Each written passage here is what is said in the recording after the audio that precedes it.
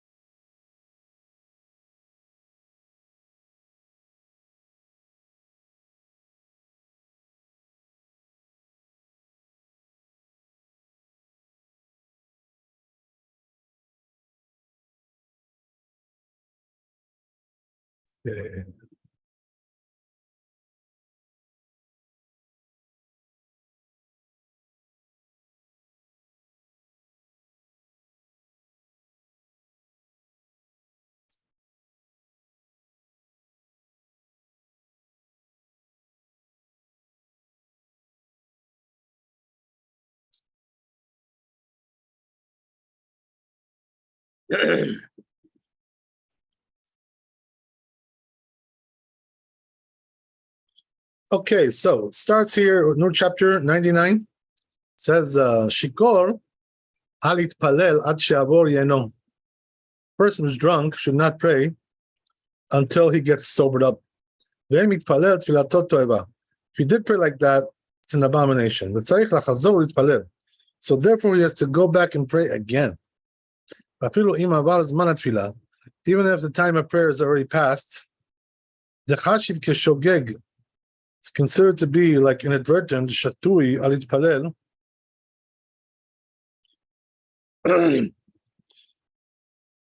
Okay, so that's a drunk person. Now we're talking about somebody who is not drunk, but he's inebriated a little bit. Alit palel ve'im yitpalel tfilatot tfilah.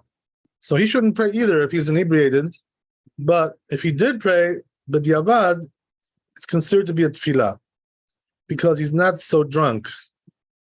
How does that work? Shikor. What does that mean, drunk person? What's it mean, inebriated? So it says shikor, kol shenu yachol ladaber. Right? The person who's drunk, he's so drunk, he can't speak. Wow. Lifnei HaMelech, right? In front of a king. In front of a king, he can't speak. He can't get his, act together. He can't put his words together. Shatui, kol she'achol ladaber lifnei HaMelech. Inebriated means he can talk in front of the king, but he did drink, right, a little bit. He did drink. Okay. Mikol Makom says lechatchila, but it says nevertheless, lechatchila lo yitpalel afilu im shata kedei revi'it. He shouldn't pray even if he drank one revi'it, which is like 3 ounces of wine. Ad she'asir yeno, until he gets sobered up. V'derech hamil. Okay, so let's go to Bet Yosef. We already said a lot.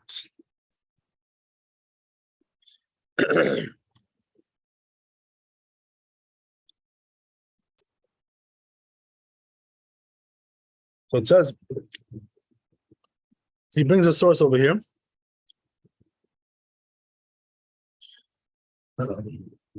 Regarding a person who's drunk, he says, Pashut be'eruvin perek hadar. It's over there in Eruvin. Samech Dal Amud Aleph. It says over there, Zulat Mashkatav. Besides what he wrote, V'afilu im avar azman tefillah, even if the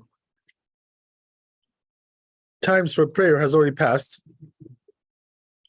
the chashuv keshogeg is considered to be like inadvertent. Shehem divrei atzmo. So he says that's his own language there, the Torah. Right? He doesn't say that in the Talmud. So everything that we mentioned is in the Talmud except, right, that which the Torah added to it. What did he add? That even if the time of the prayer is already passed. That's his own language. That's his own idea. The tour. Okay. V'atam. So he says, what's the reason? Lomar she'im haya chashuv kemezid means to tell you that if it would be considered like actually he was not inadvertent, but he actually did it on purpose, and no tashlumin, then it would have no makeup. You couldn't make it up. There would be nothing to do. You can't fix it up. Like we're going to explain in chapter 108. That's what it says also in the Samak. Siman Yudalef. The Shikor Chashiv To'eh.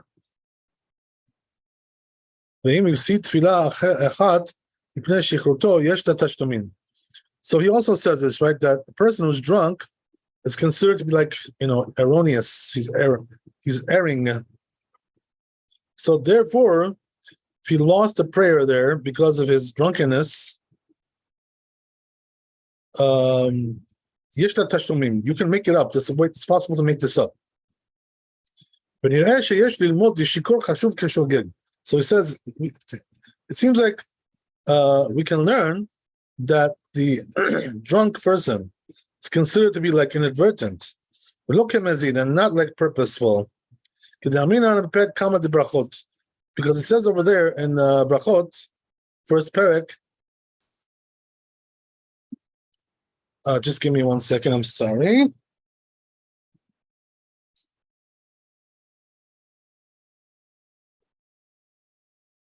Okay. She just texted me that she doesn't have internet. Okay. I told her to try to use the phone internet, but I guess it's not working. I don't know. No, that doesn't work sometimes. Wow. Yeah. Okay. I'll give her some notes after class. Yeah, I mean, you can you can download Zoom to the phone and use the phone. For me, it doesn't work. So what doesn't work? It has to be connected. The phone has to be connected to the internet. Otherwise, what, the Wi-Fi? Yes, has to be connected to the Wi-Fi. What? Yes. Its own internet doesn't work? It doesn't work. Why is that? I'm not sure, but it always happens to me that very slow, and it doesn't connect. Got it. Okay, very good. I didn't know that. I wasn't aware of that. Yes. Okay, I gotta get maybe a better program. Look for something a little bit better. Okay, so anyway, right, because there are good programs, that the internet works really good on the phone. Like 5G, whatever. Okay, so anyway, it is what it is. Okay, so as we said, right, we learn this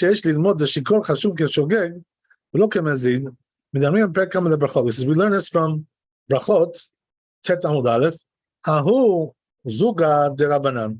So he says there was 2 rabbis, the Ishtakor, right? They got drunk, Behilula, at Divrei de Rabbi Yoshua ben Levi, for the son of this guy's wedding, this rabbi's wedding.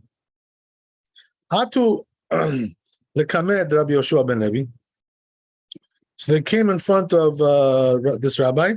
Amar Kedai hu Rabbi Shimon ben Yochai lismoch alav b'shat adchad. So he tells them, you can rely on Rabbi Shimon in the time of need.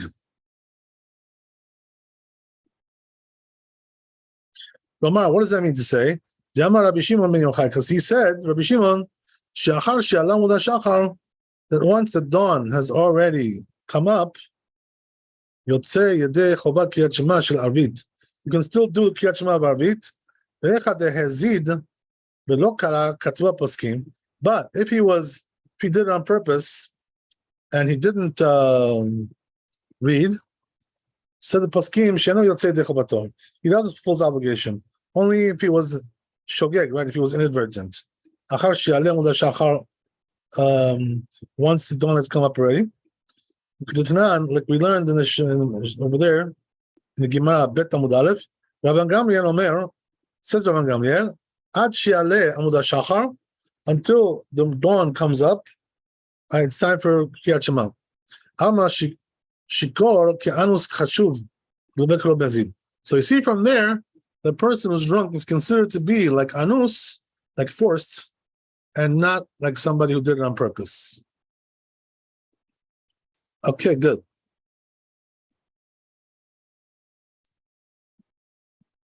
So he says there is a question about this. Since we learned in the Mishnah, Sham beper kama de brachot. First perk of brachot, Maaseh ubal banav shel Rabban Gamliel bibet hamishter. There was actually a story. The sons of Rabban Gamliel came from the party. Amulo, they told him, Lo karinu et Shema. They told him, we didn't read the Shema yet. Amar tells them, Im lo ala amud hashachar. It says, if it wasn't dawn yet, chayavim atem likrot, you are obligated to read. Amar deilu ala amud hashachar. So you see from there that if it was already dawn, lo hayu chayavim likrot, then they would not be obligated to read. Klomar ve'im karu lo yatzu yidei chova. That means that if they would read, they wouldn't fulfill their obligation. Lo yatzu yidei chovatam. Keilu hazidu, like they did on purpose. V'lo kara'u v'yesh lomar. There is to say, it says Rosh katav, that the Rosh wrote, ubanav shel Rabban Gamliel lo hayu anusin. Oh, so he says, right, something interesting, that the sons of Rabban Gamliel, they were not forced. Ela nimshach b'libam achar hamishter. What happened was that they, got into the party spirit. They were partying over there, right? And because of the party, they got distracted and they didn't read the Kriyat Shema. So they weren't forced. It just, they lost trend. They lost track. V'chen katav gam ken Rashba. That's what it says also in the Rashba. When you shehem sovrim, so it seems like they hold lechalek ben shichrut to Rabban Gamliel, between the drunkenness of Rabban Gamliel, the shichrut hanu zugad Rabbanan, and the drunkenness of these rabbis, not the same level. She'elu lo hayu anusin. These were not really forced, right? They could have read if they want. The elu hayu anusin, but these were forced, right? Meaning what? That they couldn't do it for some reason or other. They were too drunk or whatever it is. Umashma she'atam. So it says, it implies that the reason is because the fisha shichrutam shel Rabban Gamliel haya mishter arshut. Look what it says. Interesting, right? So he says these two sons of the Rabban Gamliel, they were drunk, and they went to a party which was not a mitzvah, not a wedding, some kind of a optional party, not really a mitzvah party, and therefore but these rabbis, these two rabbis that came, they were at a mitzvah party. Like it says, right, that they went to a wedding. So a wedding is a mitzvah, but some other party is not necessarily a mitzvah. Okay, goes on. But it's still difficult a little bit. Why? So then, if that's the case, Rabbeinu, the Tur, should have made a differentiation. Between one who gets drunk at a optional party, something social party, or it's a mitzvah party. That's something else. Two different things. He should have differentiated. So it says, seems to me that Rabbeinu holds, which is the Tur, that the differentiation between the sons of Rabban Gamliel, the Hanhu Zuga, the Rabbanan, and that pair of rabbis, the other ones, who Shebnei Rabban Gamliel hayu mishtakrim ve'olchim kol halayla. The sons of Rabban Gamliel were drinking like all night, and getting more drunk, more drinks, right? They didn't stop drinking. They drank all night. The mashma be the katane, like it implies, since it teaches ubao banav mibet hamishte, they came from a party. The mashma shetechef mishegamu hamishte, that right away when they finished the party, Bao, that's when they came. Mishum Hachi says, because of this, Amar Lahem Raman Gamliel. Raman Gamliel tells them, Im lo ala amud hashachar, if it still isn't done, chayvim atem likrot, you are obligated to read.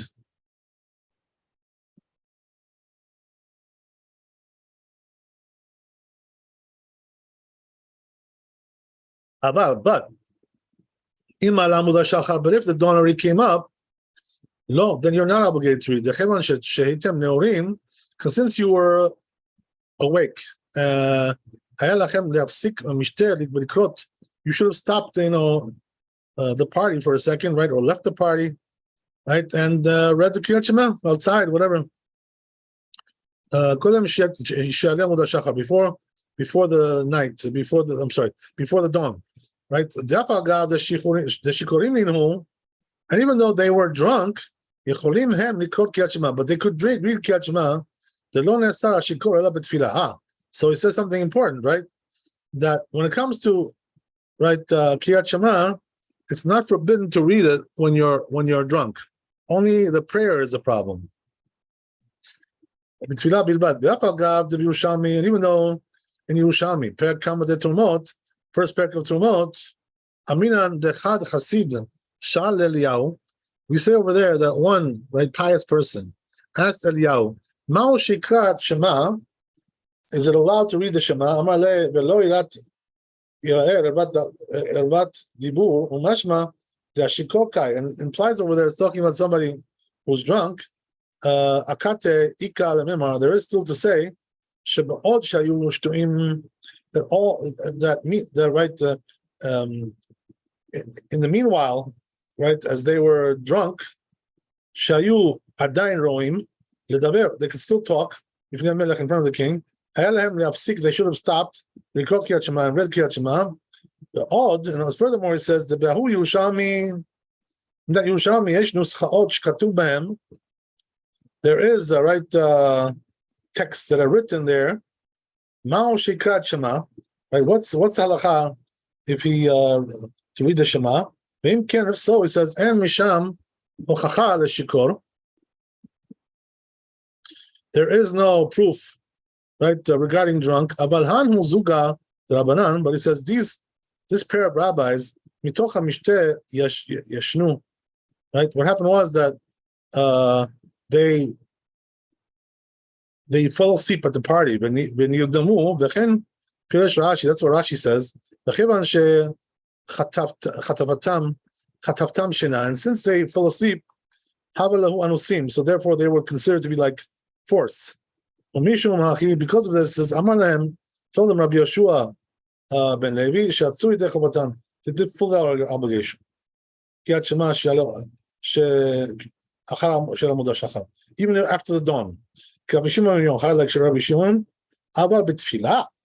it says when it comes to prayers, ben yashnu, betoch hamishte, whether they slept in the party, ben hayu neorim, or whether they were awake, they're still considered to be forced.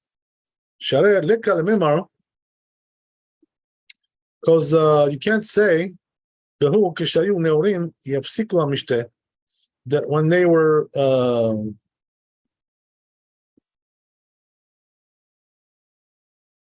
awake, they should stop the party and pray. They shikor alit palel, because a person who's drunk is not allowed to pray. Kumakom says, nevertheless, kashe, difficult. Shareh b'tfilah, because as when it comes to prayers, yesh lechalek, there's a differentiation. Ben itchil kodem shegia zman tfilah, whether he started before the time of prayers has come, le'atchil achar shegia, or to begin afterwards. The whole sheitchil b'simcha b'mishteh, because if he already started the party, achar shegia zman tfilah, after the time of prayers has come, yesh leduno kebezid, then it's considered to be like on purpose he did this. Because he should have prayed first. Since he thought there was time to pray afterwards. So it's not considered to be something he did on purpose. That's what comes out also the words of Nimuk Yosef. Shechtov b'siman kufchet, like we're going to write over there in chapter 108, b'siyata dishmaya. Okay, very good. There's more. Okay.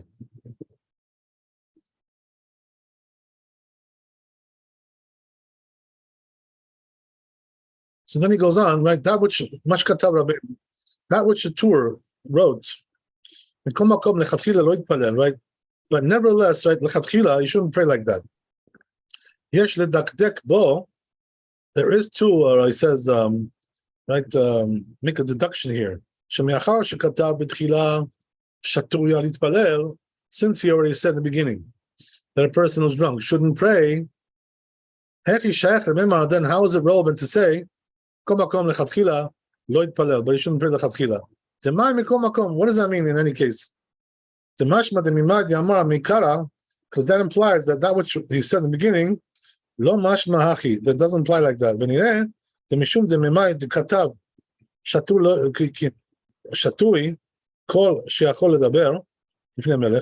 That which he said, right, that if he's inebriated, but he's able to speak to the king, so it implies that it means that he drank wine, right? He was inebriated. He drank a lot of wine. Right? There's no difference between him and the drunk, except that this one, this one can talk in front of the king. This one is not able to talk in front of the king.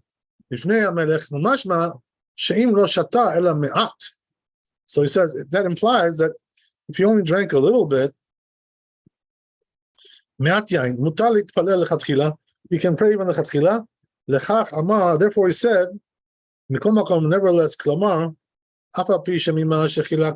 though that we made differentiation between shikor shatui, between somebody who's inebriated or drunk. Anyway, it seems that if he drank a little wine, he can drink even pray lechatchila. He says, nevertheless, if he just drank a revi'it, which is 3 ounces, as we said, lo yitpalel lechatchila, you shouldn't pray lechatchila. Ve'efshar od, so it's possible, furthermore, lomar, to say de'achi kamar, that this one means to say shatui kol she'achol ledaber lifnei melech, that a person who's inebriated, he can talk in front of the king, ve'afa pi she'achol ledaber lifnei melech, and even though he's able to speak in front of the king, kol makom lo yitpalel lechatchila, you shouldn't pray lechatchila, oil v'shata yain, because he drank wine. Va'afilu lo shata ela kedei revi'it, even if he drank only revi'it, which is 3 ounces, the kakem divrei Rambam. That's what it says also in Rambam Perek Daled, milchot tefillah, and laws of tefillah. Okay, very good. So that was a big bit Yosef here. So let's look at the Shulchan Aruch.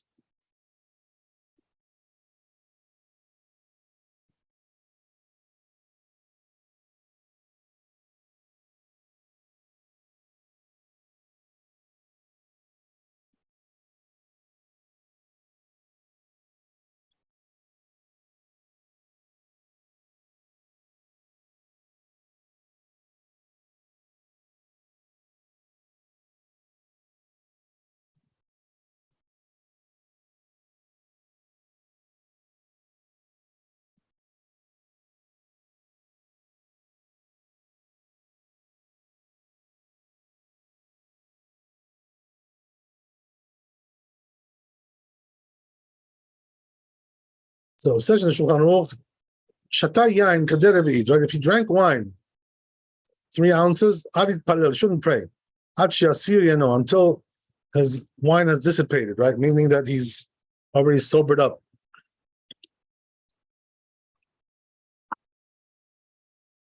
If he drank more than that, if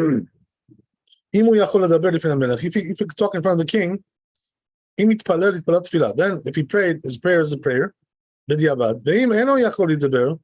he's not able to speak, the king,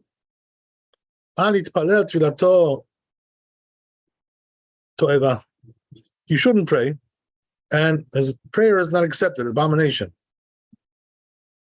Why is that? Because he's totally drunk. He can't even talk straight. So that's already not a proper way to pray. Therefore, he needs to return and pray again. Once his wine has passed away, sobered up. Even if the time of prayers has already passed, so what he does is he will now make it up with a prayer which is for the next period. So what does that mean? Let's say, for instance, he missed Arvit, he didn't do the evening prayer because he was drunk. So what he does is he does in the morning 2 prayers to make up also the Arvit. He'll do one for regular Shachrit and one as a makeup.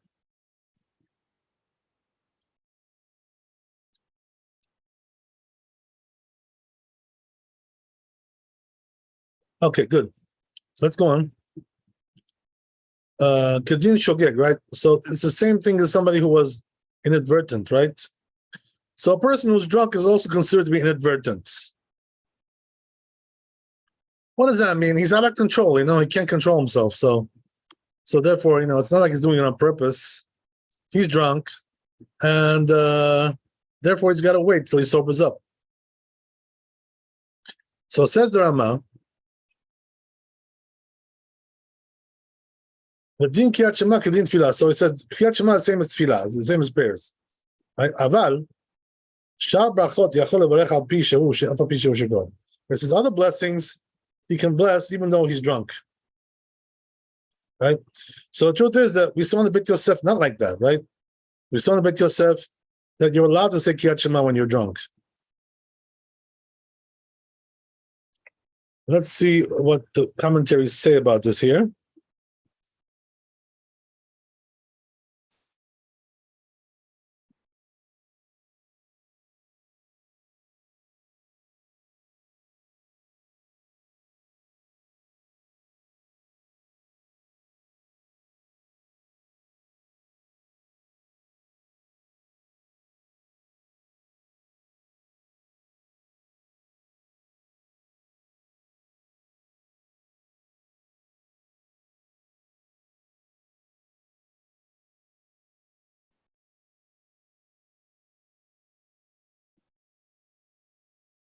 Right, so Mishnah Berurah mentions over here that there's a machloket. Yeah, so it seems like the Bet Yosef allows this to say Kriyat Shema when you're drunk, but the Rama is stringent, so the Ashkenazim should be stringent about that, and the Sephardim can be lenient apparently. Okay, interesting.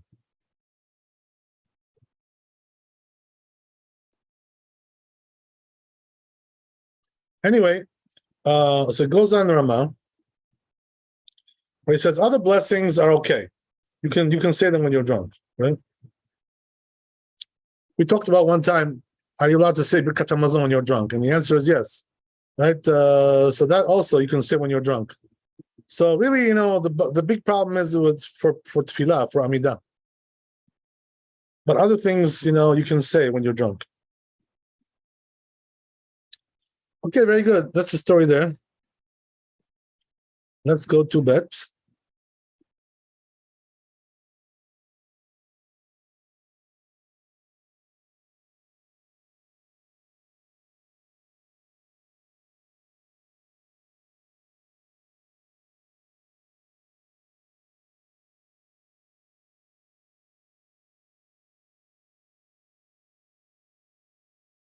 So we'll go back to the tour and continue there.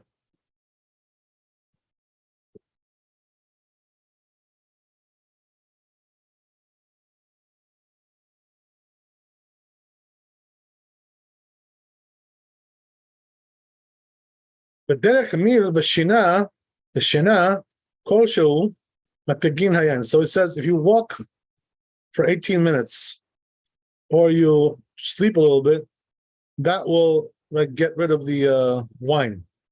So you'll become sober, it says by that. That's only if you drank 1 cup, right? 3-ounce cup. But if you drank more than that, so then sleep even makes him even more drunk. And also walking makes him more drunk. Explains the Rabahag. That's only if he's walking on his feet. But if he's riding on a donkey, whatever, riding on an animal, so then for sure, the travel does remove the wine.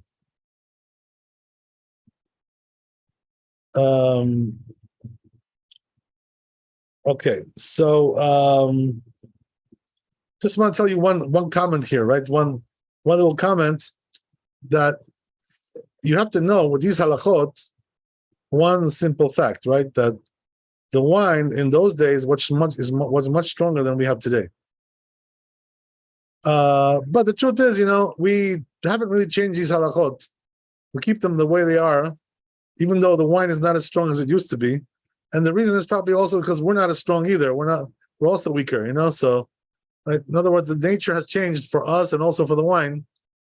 So basically, we're not really sure if this has changed for us in terms of the quantity that you drink and so forth and so on. So therefore, nobody has really come and said that we should change these halachot. They remain the way they are, and that's the way it is.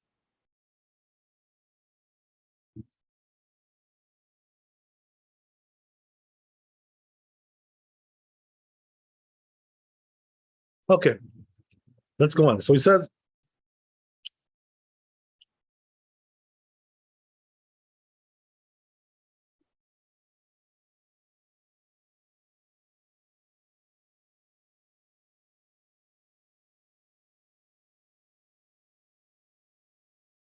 Shechar, so it says, Tesh, right? It says in the pasuk in the verse, don't drink this alcohol.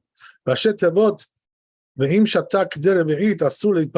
So there's a abbreviation here, right? Coming out of these words, it comes out like this, right? If you drank revi'it 3 ounces, you're not allowed to pray, right?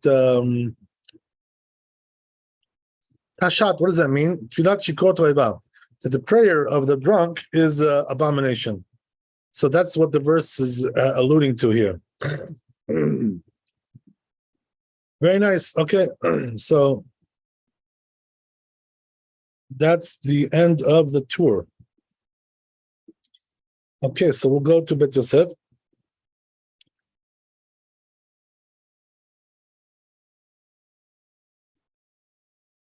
says in the Bet Yosef,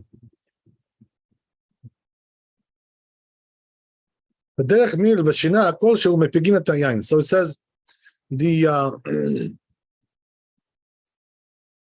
if you walk, right, as we said, 18 minutes, that will sober you up if you drank 1 cup of wine. So it says Bet Yosef, Pashut bePerek Hadar. It's over there, right, in the same perek that we mentioned before, which is in Eruvin. And that which the two wrote, name of the name of Bahag, in Brachot, Ken Katab Samag. That's what's also said Samag. Gam Ken. Okay, very good. So that's the Bet Yosef. Let's see Shulchan Aruch. Says Shulchan Aruch, Derech Mir v'Shena Kolshu. So it says if you walk 18 minutes or you sleep a little bit, if you give it time, that will sober you up, right? That's only if you drank 3 ounces. 1 small cup, right? But if you drank more than that, so then, and all the more so, that the sleep will make him even more drunk, more inebriated. And also when he walks, it'll make him even more inebriated. That's only if he's going with his feet.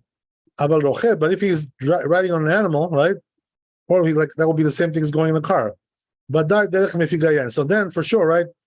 What happens is that the going like that will definitely nullify the effects of the wine.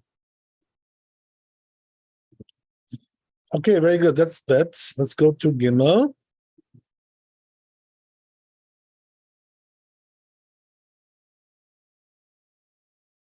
So it says in the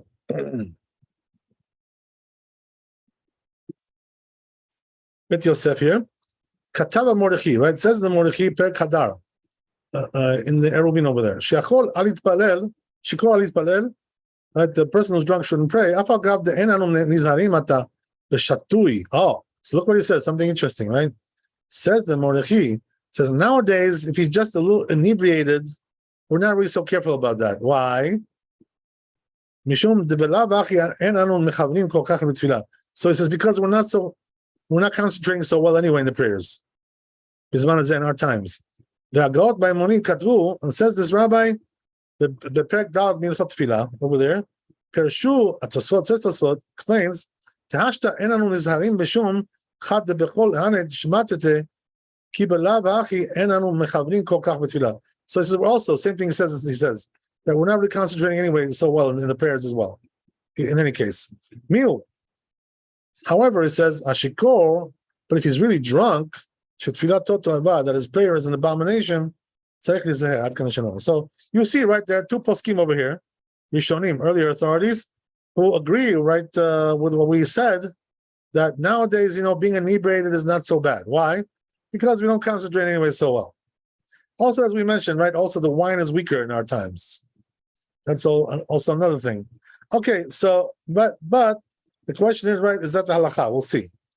Right, over Tumat Adeshan, says Tumat Adeshan, he writes there, Siman Kaf Membet, Katab, Adi Amina, regarding what we said, Shatar Vitian Adi Ore. So there's also another Gemara, right, which says in Eruvin, Samech Dal Amud Aleph, that if a person drank 1 cup of wine and 3 ounces, he shouldn't paskin halakha, right? Somebody comes and asks him, okay, Rabbi, what's the halakha, right? Don't tell him halachot, right, when you're drunk, because you may make a mistake. You know what I mean? So, לפי משמעות התלמוד, היה נראה לחלק בין יינות שלנו ליינות שלהם. So there you go, right? This is what he's saying over here. Exactly what we said. That what? That our wines and their wines are really not the same, right? Their wines were much stronger. שהיו חזקים הרבה. So he says, in those days, the wines were like very strong, So basically, you know what it was? Like in those days, the wine was like whiskey, That's how strong it was.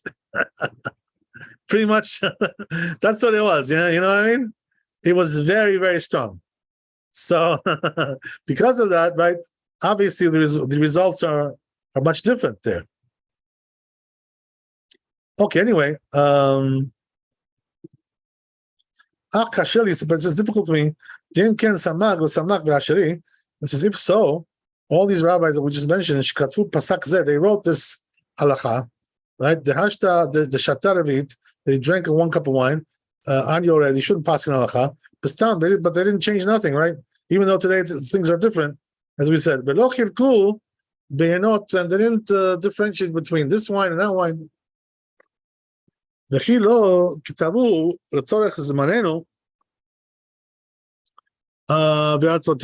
it says, what? Didn't they write it for our, places in our times, that we don't have really wine so strong. He says it's impossible. Because of this, they didn't make a differentiation. Because they didn't really know, right? Like, how does that translate into reality? In other words, how much weaker is our wine than it used to be before? That's the question, right? But the truth is, if you look into the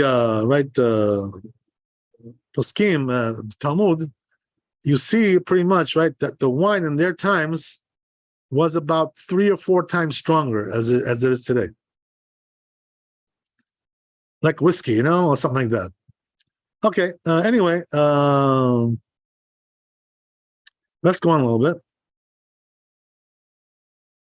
Because they didn't know, right? What was the cutoff size, whatever, of nowadays. So it's obvious.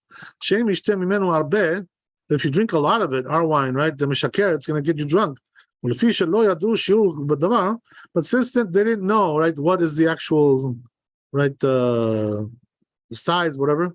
how much he has to drink, and he should be forbidden to paskin halacha. So therefore, they didn't really get into that, right? And what's the reason why? Because they don't know what to say.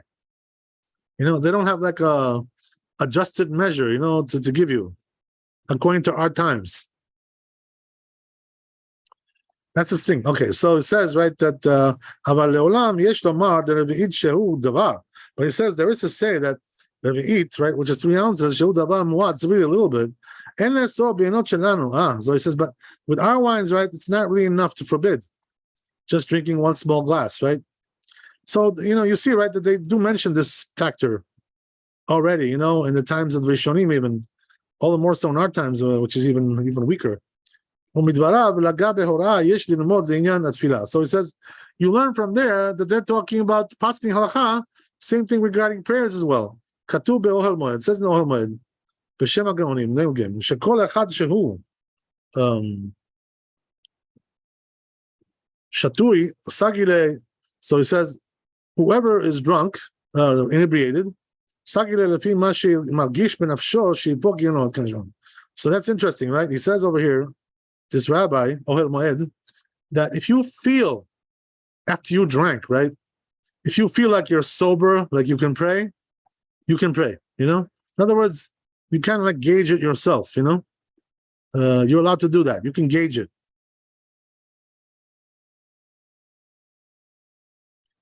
Okay, very good. That's interesting. So that's the end of the Bet Yosef. So we're going to go to the Shulchan Aruch.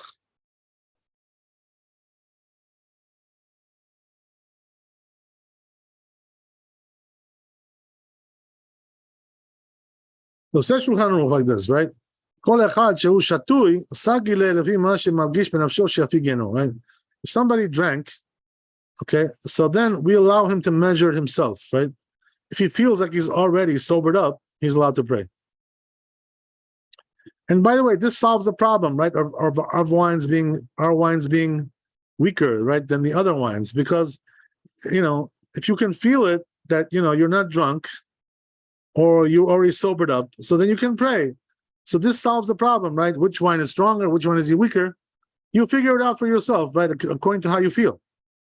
You know what I mean? That's it, right? So this way it solves the problem for everybody. You're going to be your own gauge. You're going to gauge yourself. That's it. Then there will be an ounce. No, I'm just kidding. I'm sorry, what'd you say? And it will be 1 ounce. Okay. All right. Yeah, I mean, honestly, the ladies, are a little bit different, right? They can't tolerate so much wine like the men. Usually the men tolerate more, right? That's usually the way it is. There are some tough ladies who can take a lot, but it's like one in 100, I don't know, God knows what, whatever it is. Okay. Anyway, right? So let's see the Rama. Says the Rama, look what he says, the Rama, right? So he says, therefore, he says, we're not really so careful about our wines. As we said, right? They're not so strong. So he says, therefore, says the Rama, he brings the Tumat Hadeshen, that therefore, what we do is if you drink it every eat, 1 cup of wine, we do pray, because they don't make, they don't make you drunk, 1 cup of wine doesn't do it. I mean, so therefore, he says the custom is to pray after you drank like 1 small cup, or even a little bit more than that. Right? All the more so, he says, if you're praying from a sidur, right, where you can, read everything, so you don't have to say it by heart. So they were not concerned so much for drunkenness. Right, little bit of drunkenness. Okay, so you see, right, that halacha has changed a little bit, right, from what it was before. We are more lenient than we used to be. That's the bottom line, right? So what does that mean, right? If you drank, for sure, like one thing, right? If you drank like 1 small cup of wine, and you feel fine, you feel like you're great, so you can pray, as long as you got to, or you feel like you sobered up, whatever, or it already left you, so it's fine. Okay, very good. That's the end of the chapter. So we still have more time. So we'll go to the next chapter, which is 100. So it says in the tour here, chapter Kuf.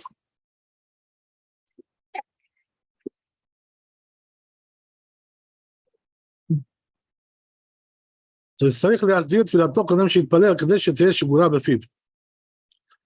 right, that a person should like arrange the prayers before he prays. So what does that mean? Like, like go through it, and just make sure you got it, like make sure you can say it fluently without having to, make mistakes and stutter and stop. So that's only regarding the holidays, right? Because we don't say those prayers very often. Because he's not regular to say those things. About tefillot tedirut, but he says the ones you do every day, lo, right? You don't have to do that because you know it by heart, right? You're so used to it. You do it every day, so it's like second nature, Okay, the Katav Rambam says the Rambam shel prakim kegon shel Rosh Chodesh, right? So says the Rambam, what does it mean holidays? So we're talking about Rosh Chodesh, right? Moadot, festivals, right? But the Katav says the Rosh shel prakim, right? Who mishloshim yom belach. So says the Rosh, what does it mean holidays? It means things which are like 30 days or more, right? Meaning like Rosh Chodesh and also the other holidays. So meaning what? You don't really need to know Shabbat, according to this. You don't really need Shabbat. Okay, that's the end of the tour. Short one. So we'll go to Bet Yosef. It says Bet Yosef, right? As we said, you have to arrange your prayers. Sof Masechet Rosh Hashanah. Where does it say this? In the end of Rosh Hashanah, Lamed Hemud Bet, Amud Aleph, Memra de Rabbi Elazar, right? It says Rabbi Elazar there, Am Rabbi Abba, name Rabbi Abba. Mistaba de Milte de Rabbi Elazar, that the words of Rabbi Elazar are very logical. Like Babrachot Shel Rosh Hashanah, when it comes to the prayers of Rosh Hashanah, Yom Kippur and Yom Kippur also, Beshel Prakim and also other holidays. About the Chol Hashanah, but when it comes to the whole year, right? Daily prayers. No, you don't really need that, right? But it says the Gemara asks, but wait a second, Rabbi Yehuda Mesader Tzeloteh Umatzle, but doesn't it say that Rabbi Yehuda used to arrange his prayers and pray? Shani Rabbi Yehuda says Rabbi Yehuda was different. Why? Kivan de mitlatin yomin hava matzle, right? So as we talked about this before, right? That it says he only prayed like once every month, once a month he used to pray, right? Because he used to, as we said, right, he was too busy learning, so he didn't have time for prayers, he was learning the whole Torah every month. So therefore, what he did was, once he would finish the whole Torah, then he would do one prayer, like once a month, And this is the reason why he needed to, sharpen it up, because he wasn't so fluent in his mouth. He didn't do it every day. Right? So the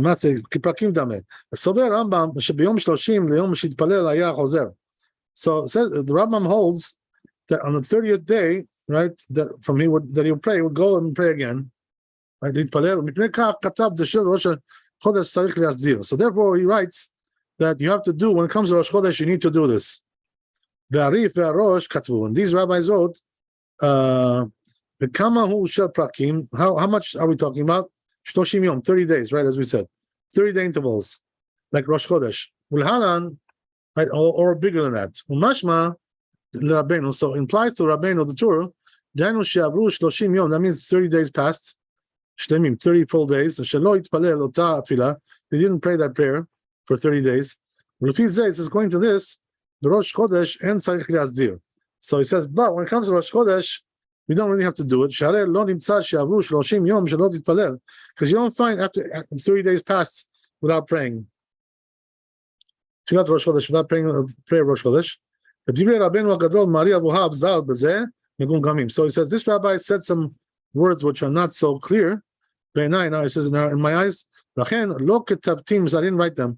He says, nevertheless, Mash Katav Rabbeinu, so that which Rabbeinu said, the Torah, Sharosh Cholek al Rambam, the Rosh is arguing with the Rambam, and no Mechur Muchach. So he says, not really so convincing that that's the case. Why?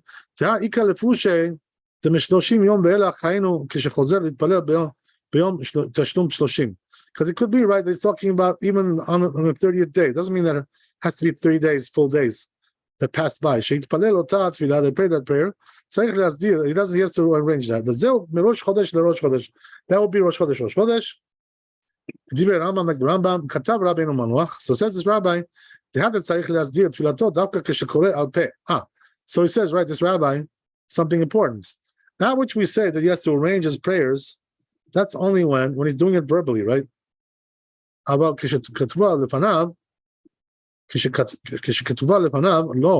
But if it's written in front of him, he doesn't need that, right? What does that mean? If he has a sidur, right? He doesn't need to go over his prayers. Why? Because he's going to read it, he's not doing it orally. He says, when he needs some investigation. That's the end of it. When he read, it seems that even if it's written in front of you, he should still go over it, nor that it should be right fluent in his mouth, well, fluent, whatever you want to call it. Okay, so that's the story there. Okay, that's the end of the Bet Yosef. Good. So only if it's more than 30 days, the holiday, then you have to. Right, 30 days or more, right? Yes.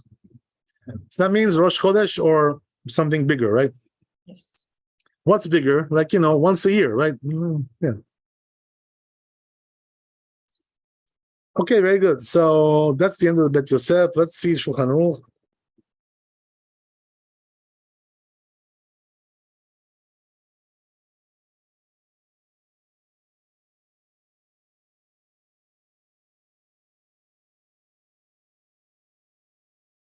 Says in Shulchan Aruch, Tefillot shel Moadot v'shel Rosh Chodesh. So it says the prayers of the holidays of Rosh Chodesh, tzarich le'asdir tfilato. He has to arrange his prayers before he prays. That should be fluent in his mouth. Says the Ramam, but that's only when you're doing verbally, he says. But if you're praying from a sidur, mutar, you're allowed to. You don't need to go over it. So that's because he sees what he prays, and that's a custom, he says, nowadays. And people are lenient about that. So it seems like the Shulchan Aruch is a little bit more stringent, right? As we said, that he should still go over it, because that it should be really fluent, like truly fluent, even if he has a sidur, right? But the Ramah seems to say that we go like the opinion that says, if you have a sidur, you don't need this. Okay, very good. That's the end of the chapter. Very good. So we'll go to the next chapter.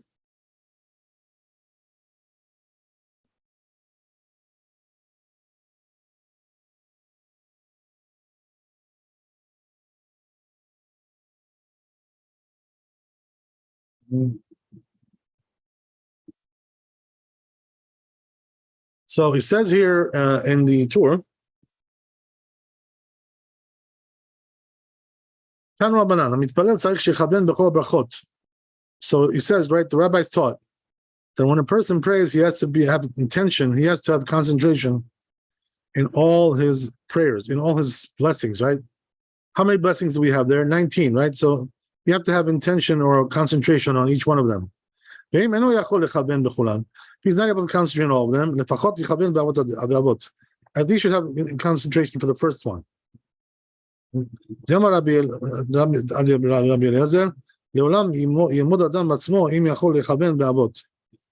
it says this rabbi that a person should try to gauge, if he can at least concentrate on the first blessing, right? Then he should pray. If he can't do that, then he shouldn't pray at all.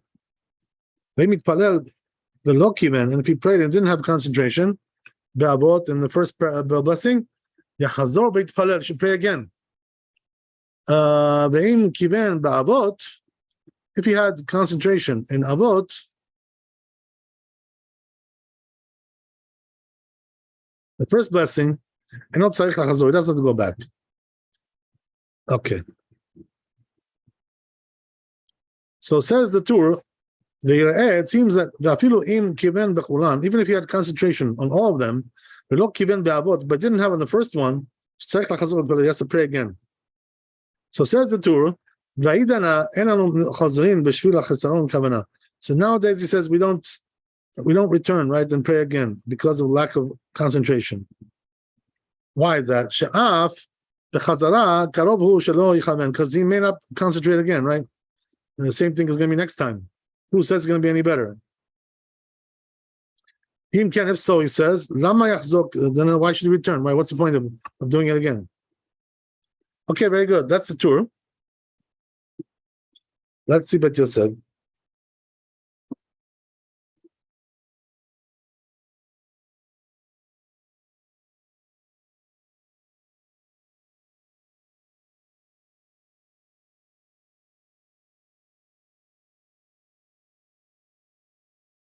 Who says Bet Yosef, the self perak enomdim. In this perak, he says, Brachot Lamed Bet, Hamitpalel tzarich sheyichaven et libo. A person who prays has to concentrate on what he's saying. In every blessing. If he's not able to, all of them, at least he should do one in the first one. Which one? Amar Bechia, Amarav, Safra, Mishum, Chad, So this rabbi says, right? First opinion says in any one of them. Second opinion says no, only the first one. Remember that Rabbi Elazar, he himself perak Tfilat HaShachar. So he says this statement of Rabbi Elazar is at the end of this perak. Lamed Amud Bet. This is the language of the Rabbi Elazar. Le'olam yimod adam atzmo. A person, he says, should always measure himself. Im yachol lechaven et libo. If he's able to concentrate, yitpalel. Then he should pray. If you can't concentrate, you shouldn't pray. So he says he didn't remember the words of Rabbi Eliezer. I'm sorry, not that you didn't remember. It's not mentioned in the words of Rabbi Elazar. Differentiation between the first blessing and the rest of them. At all. But Tosfot and Rosh, they wrote over there, you should concentrate on one of them. And that which we said, the Perek Tfilat HaShachar. In this Perek, Le'olam yemod adam midato, im yachol lechaven yitpalel. Ve'im lav lo yitpalel. If you can concentrate, you should pray. If you can't concentrate, you shouldn't pray. Right? Yesh lefaresh, we explain that. Hatam Nami says there, it's also Bechadman, one of them, Ve'avot, that we're talking about the first one. That we can say over here. This says also in Smag. Rabbeinu Katab, B'divrei Rabbi Elazar. So it says Rabbeinu wrote regarding the words of Rabbi Elazar, Im yachol lechaven be'avot, if you can concentrate on avot, the first prayer, Keilu hu midivrei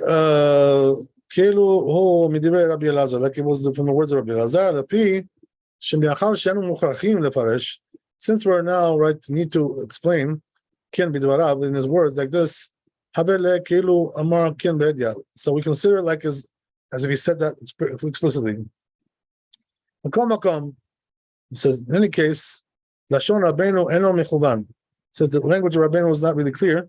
Shkatav de'amar Rabbi Elazar shenireh, that he said, right, that Rabbi Elazar says, that it seems like shemidivrei Rabbi Elazar, from the words of Rabbi Elazar, anu lomdim, we learn the Braita, the Braita adarabba. So it says really the opposite. We learn from the Braita the words of Rabbi Elazar. The Chach says, therefore, it seems like you have to erase the dalet there. When he grows, and you should have the text like this: Amar Rabbi Elazar de Memra Be'afen Nafshe. That says Rabbi Elazar. It's because it's a separate statement. Goes on. Umash Katav, that which he wrote, Rabbeinu, the Torah. If he prayed and didn't have concentration, and then the first one, should pray again. Where is that from? Over there in Lamed Amud Bet in Brachot, Amar Rabbi Yochanan Ani Raiti. So he says, I saw at Rabbi Yanai. I saw Rabbi Yanai. It says that Tzaleh v'Hadar Tzaleh, that he prayed and prayed again. What does that mean? Klomar shitpalel tfilat musafin b'yachid. That means he prayed the musaf by himself, not like this rabbi, because he holds that it has to be done with a minyan, with the community. Amar Le tells him, Rabbi Yirmiyah, the Rabbi Zera, to this rabbi, the Dilma Mikara Lo Kiven Date, says maybe it could be something else. Could be they didn't have in concentration. That's why I prayed again. Rasov Kiven Date, and then he had concentration.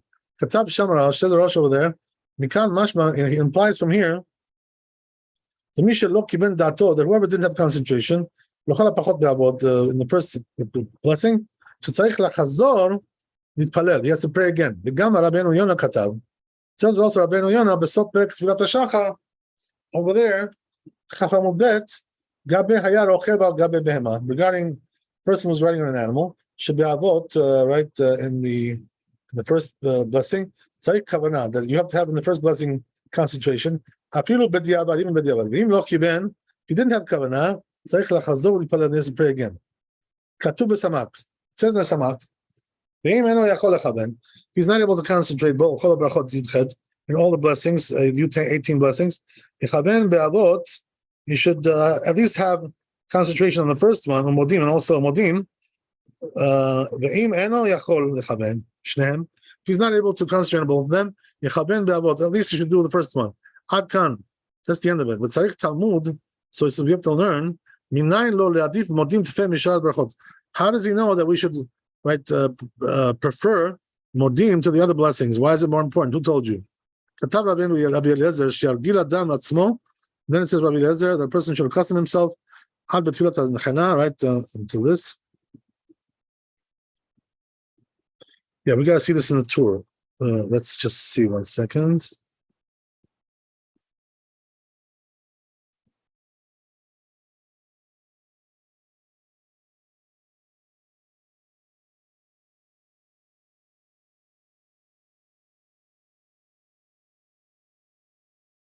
Yeah, so it says in the Torah like this.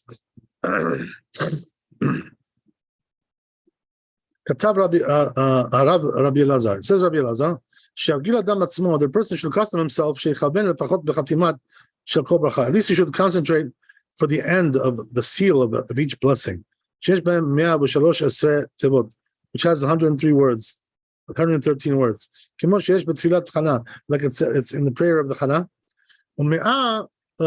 בשלוש עשרה פעמים, 113 times lev, right, the word heart, lev, בחומש, in the חומש, לומר שצריך בהם כוונת הלב. That means that you have to concentrate with your heart.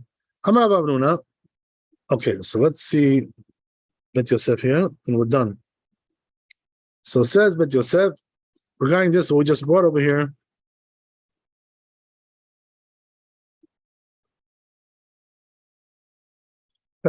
כן כתוב בהגאות, that's what comes from הגאות, מהאמוניות, פרק ד' מהלכות תפילה, בשם הרוקח נעים לרוקח. Okay, very good. So that's the end of the...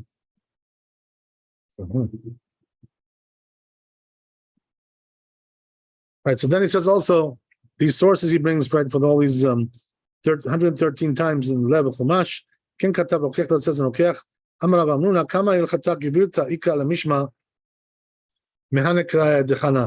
So he says, Rav Huna says, how many important halachot do we learn from that prayer of Chana, right, that we have in the Bible? Right, it says, right, she was talking with her heart, but only the lips were moving. So we see from here that a person who prays has to move his lips.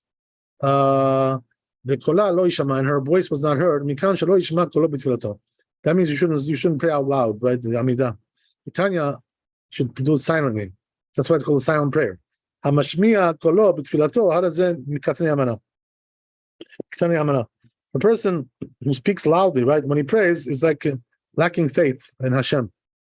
Shemar'eh keilu hakadosh baruch hu kai, because he shows it like, as if hakadosh baruch hu shomea tfilata belachash. He doesn't hear his prayers when he's prays silently. Hamagbiya kolo b'tfilato. If he prays loud, how does it mean? It's like a false prophet. Because it says by it regarding them, right? Call out with a big voice. That means some say that means that he should pray silently. Even until the point where his ears cannot hear. They bring a proof from Tosefta about that. It says over there, right? You may think that he has to make it hurt to his ears. But all it really says in Chana, regarding Chana, her voice was not heard. But it says, however, in the Gemara, in our Gemara, it only comes to exclude hashma'at kolo, making your voice heard, like well. Mashmi'a kolo le'acherim, that other people can hear it, implies. But just to his own ears, he can do that much. It's okay. That's what it says in Yerushalmi. You may think that the person should raise up his voice in his prayers, but it says regarding Chana, the kola lo yishama, right, that her voice was not heard. So he says it's logical to say a person should at least let his own ears hear it, because then he can pray, concentrate better. Okay, I guess we'll stop here. We'll continue Be'ezrat Hashem next time. We got a little bit more to do for this chapter. We already did 2 chapters today, Baruch Hashem, 2.5, whatever it is. So, Chazak Baruch, be blessed with wealth, health, happiness. We'll see you tomorrow. And be holy and happy. Stay, right, and wait for the building of Bet HaMikdash. It's coming, Be'ezrat Hashem, very soon. Shabbat Shalom. Thank you, Rabbi. All the best. Shabbat Shalom.